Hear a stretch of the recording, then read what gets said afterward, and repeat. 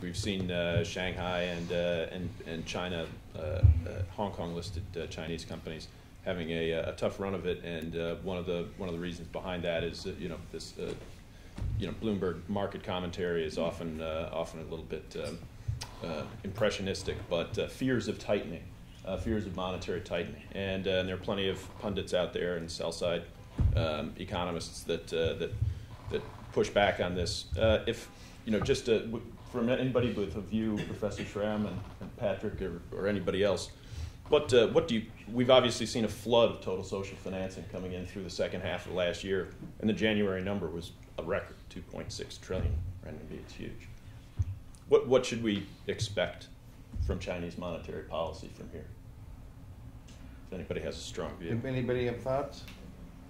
Well, I could say on the academic side, what the evidence is that traditionally Chinese monetary policy is focused more on growth than on inflation. That the reaction, so-called reaction function to inflation has been much less significant than the reaction function to slowdowns in economic growth. So I think whatever your perception is of the inflation story versus the growth story, if you're concerned about economic growth slowing, then one would expect a strong reaction on the part of the monetary authority.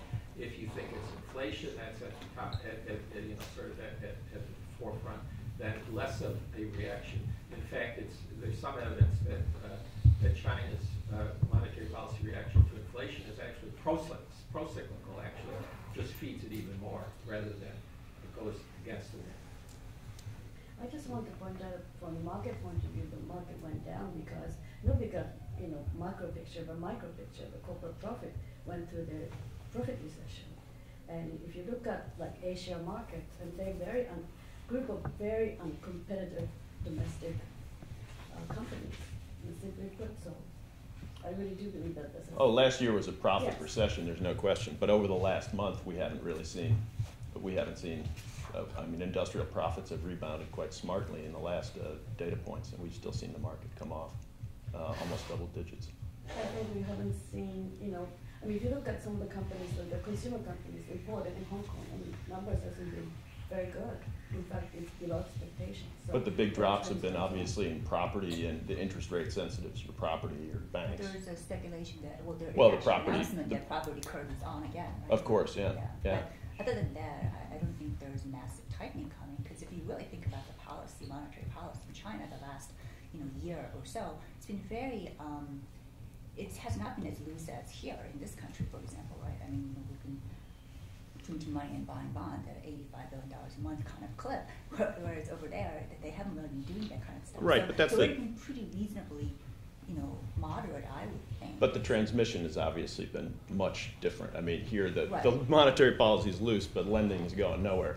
Whereas in China, total social financing grew 20+% last year versus nominal growth of 11% Well, if you GDP, think about which is a big, that's a pretty big number.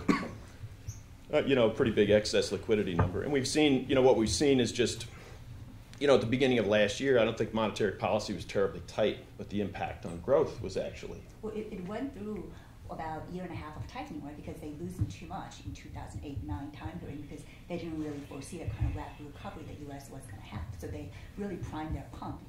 Major rate was overdone, so they had to cut back and tighten. For 2010 and 11, good part of that. They really reversed that lever late 2011, November 2011. That's when they said, we're not going to tighten anymore. So that's been about a year of basically just cutting a few times, but holding the rates moderately in its place. It's been pretty stable. So what really hit a lot of people, I think, companies in 2012, the first half especially, was there was a credit basically crunch for a lot of small to medium companies. They had to pay a lot more for their loans, from the banks.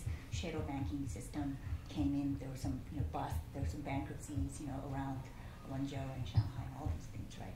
But for the most part, I don't think we've been, the policy's been so loose that now it's got to tighten down in a major way. Well, at the beginning of 2012, we didn't see.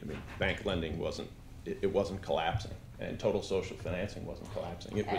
It was still growing at at pretty much, I think, a 13 to 14% clip, and we just saw what we saw in the second half of the year was bank lending didn't really move very much, but it was the total social financing. It was the bankers' acceptance, trusts, that lending exploded in the second half of last year. Can I add a quick point here, because I think it bears directly on the conversation. We're talking about how much liquidity is flooding the market. Q4, and we're going to have the same discussion in Q1 once the official numbers are out.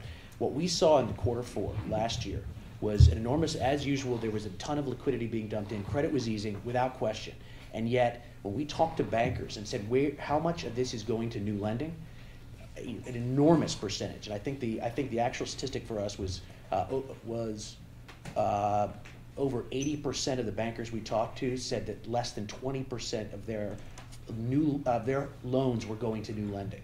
I have to go check that statistic. But what it was saying was, yes, there's tons of liquidity out there. Firms, it looks like credits continue to ease. There's tons of liquidity, but at the same time, very little of this is going into new lending. Most of this is rolling over old debts. Most of it's going into loan increases. They're actually at a subsidized rate, so there's a significant difference between the rate being paid by firms that were rolling over their money. They were getting subsidized rates from the banks, probably by orders from central authorities, from new loans. And so actually, as much as you saw this opening of the spigots, most of this was not going to new lending, which questions the whole concept of whether there's an expansion in the economy. The fact that there's a lot of liquidity flooding through the economy doesn't mean that any of it's getting to new lending. And what we saw in Q4, and we're seeing to a somewhat reduced but still significant percentage now, is that most of this lending is not going to new lending to expansion of the Chinese economy. It's going to rolling over old loans. Now, if that's a 1 or 2 quarter cycle, then maybe there's not a problem here. If that's a new dynamic in the Chinese economy, that's a problem.